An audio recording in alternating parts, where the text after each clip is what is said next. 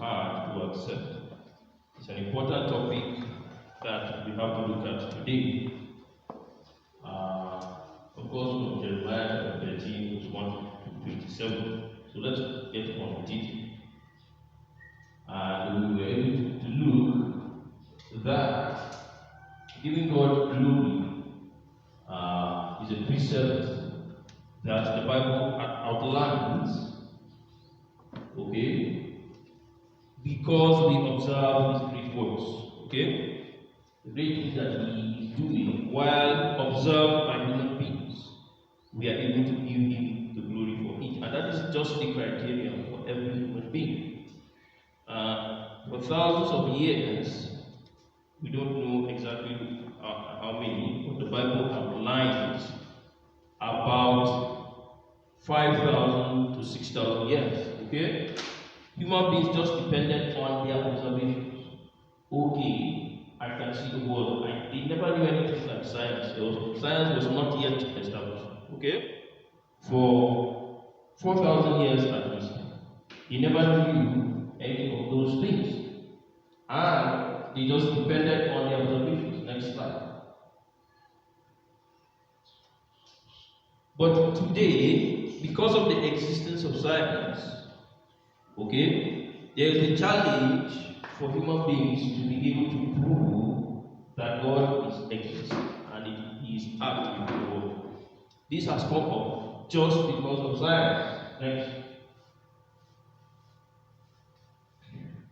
There are more people in the world as a result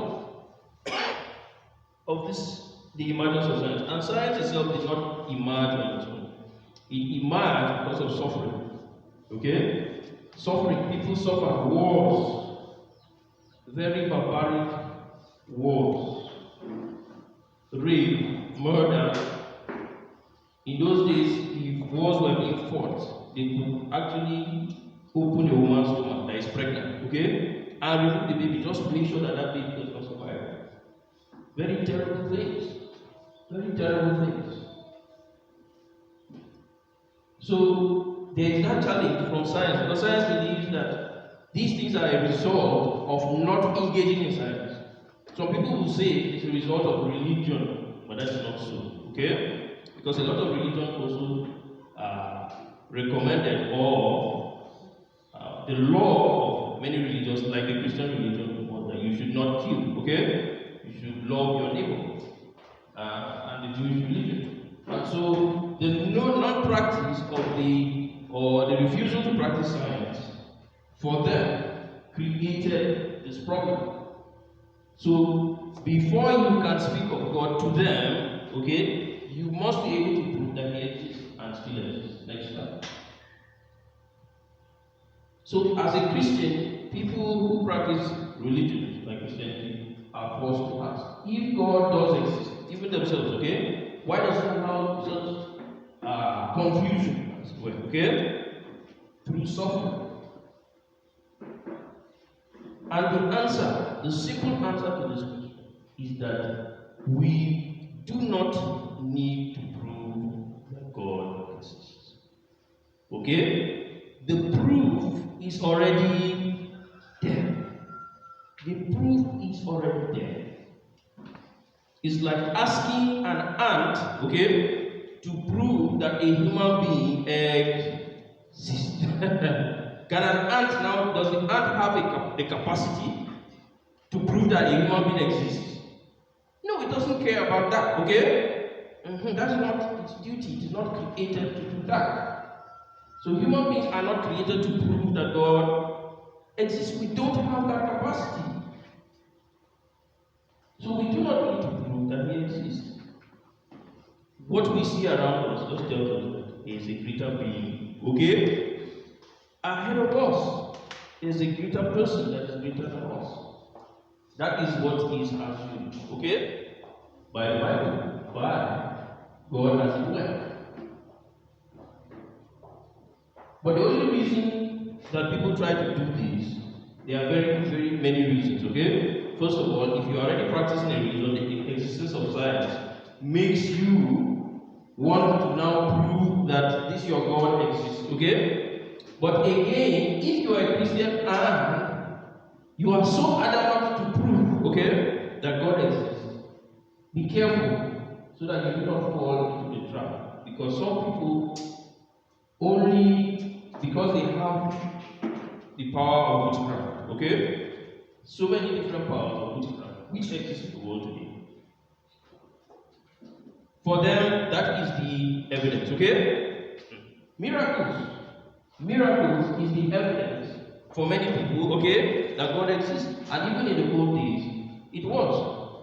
But one thing that we know, when Jesus Christ came, that evidence was passing away, okay? It was no longer easily accepted that miracles was an evidence that God exists, okay? Because God Himself is life. The God next slide. The God of the Bible Himself rejected witchcraft. Okay? He rejected witchcraft. And so, because of that challenge,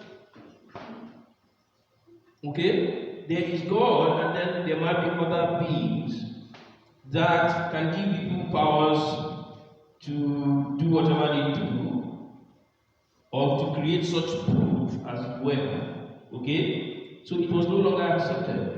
Just simply accepted that because somebody could perform miracles, that was an evidence of the existence of a God, more so an omnipotent, all-powerful God, okay, that created the world. So many theories had come out. The Greeks also had their own theory, was that the God that had created the world was not the Almighty God, okay? He was a weak God. That is Greek philosophy, and many of you will come across that, okay? That's Greek philosophy.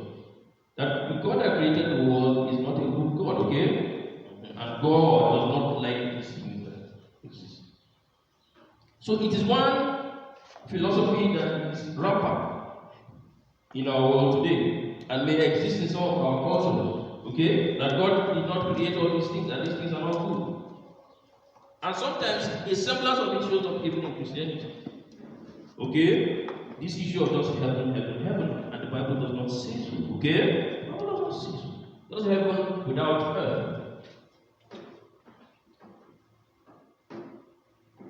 So faith is the foundation of the Christian belief. You do not need to prove that God exists. You just believe it because you see what He has done. Next slide. Hebrews chapter 11 verse 1 says, faith is the evidence of things not yet seen. What is evidence? According to science, evidence is what you can produce, okay? But you already have the evidence. The earth is already there. Life already exists, okay? So you don't need an additional evidence. This is the argument of faith, okay? You don't need any additional evidence. It is already there, okay? So to live by faith is in an imperfect world, without requiring that everything we say or do be proven to be successful. Okay? We need to be able to live by faith. Even while practicing science, okay? Trying to make our lives better. We know that we do not need to prove everything. Okay? There are some things we just have to take by faith. Next slide. So the question that comes to everyone's mind in this issue of faith, of course, is how do we handle the issue of poverty? How do we make the world better? Do we need to make the world better? So these are the things. And that's why many scientists reject religion, because they feel that religion just accepts the status quo. Okay? Doesn't try to make the world better and alludes to a God that God should not solve problems, while we are given the power to solve. Of course, we know that the Christian Bible does not say that, okay? It says that man is put in the world, in Genesis chapter 1, to what? Look after the world. Okay? Don't do this. Man is put in the world to look after the world. Genesis 1 verse 26. And 2 verse 15. And so it answers that question, okay? Answers that question. How do we solve the problem of suffering? Do we need to do something about suffering? Do we need to change, try to change the world? Yes. Okay? Because God has given us that man. So science, indulging in science, indulging in work, in saving the environment, okay, is not wrong. Okay? It's not wrong in that sense. If we feel that, because God has given us that work in Genesis 1, verse 26. It is just simple. Next. But you find that some people have taken the stance that their own faith means that they don't need to do all those things, okay? That at the end, everything will end the way it's going to end, in catastrophe, okay? God's will be done, so they entertain things like suicide. Okay? Some people will commit suicide to achieve God's will. But God tells us that that is not our duty. Jesus said what? Eat my body, okay? He gave himself as that final sacrifice. Once, the Bible tells us, once and for all time. You don't need to go to the extent of sacrificing yourself in terms of committing suicide. He has done that. But work, okay, and insisting on the truth in the process of doing the work is good. Okay? It is good.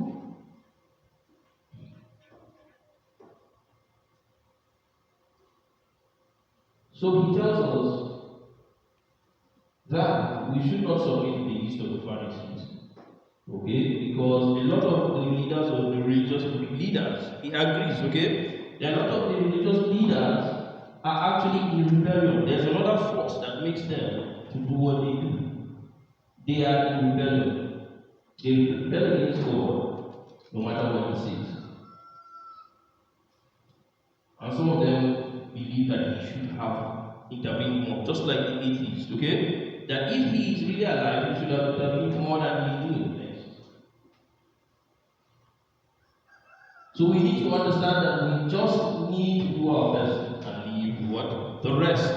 We need to just do our best and leave the rest. We don't need to do everything. Extremism, radicalism, okay, is about going too far, okay, to kill somebody, okay, beyond your responsibility. A police officer must shoot an armed robber that is armed, okay? That is his responsibility. Are you getting what I'm saying? But somebody that goes to kill people in the name of God, okay, without going through the process of establishing whether that person is a murderer, okay, or has done something, is going too far. It's going too far. God does not ask that of us. So on both sides, the people who are religious, the people who are irreligious, God says they are going too far. Okay? You need to just do your best and leave the rest. So we see that when Christians understand the real secret of faith, okay, we will be able to establish God's message.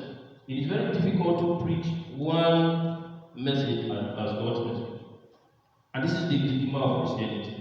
But all the balance of truth, the balance of civilization is found in Christian beliefs. Okay? It's found there. But the crisis in the world is the world must learn by experience. Okay? It must learn by experience because they will not accept it, especially that there are forces that fight against this reality. How do you really say that your own truth is the only truth? How can you say that what you believe is the only? And still it's the same question. They want you to prove, okay, that it is the omnipotent, all-powerful God that is sending this message. Is that not so? And the only way that this thing will be done is through what? History. Through history, okay? As we live our lives, we continue to encounter what God is saying. Okay? What God is saying. And when we encounter what God is saying, it is left to you to believe eat or not. Okay? It's left to you. So this is just the challenge that we have. But we will survive if we know that it is not up to us to prove anything. It is not up to us to prove anything.